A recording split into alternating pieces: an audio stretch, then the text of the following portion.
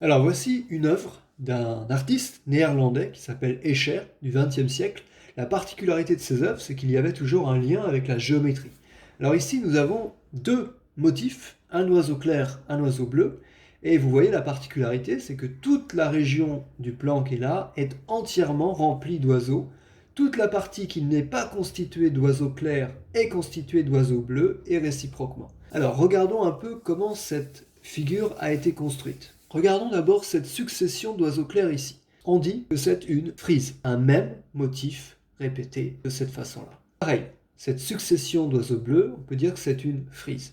Toute cette partie-là, ce n'est plus une frise, c'est ce qu'on appelle un pavage. En réalité, il n'y a qu'un seul motif qui a été reproduit dans plusieurs directions. C'est ce motif-là, c'est l'ensemble des deux oiseaux. Ce motif, il a été reproduit à la fois dans une frise verticale. Ce motif est répété ici, ici, ici, ici, et il est répété également sur une frise qui se trouve là. Cette paire d'oiseaux est répétée ici, ici, ici, ici.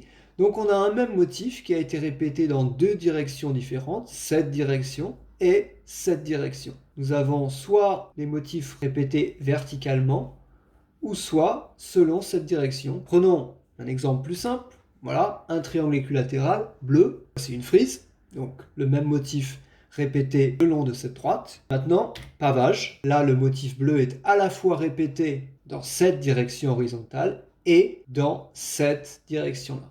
La partie qui n'est pas un triangle équilatéral bleu est un triangle équilatéral blanc.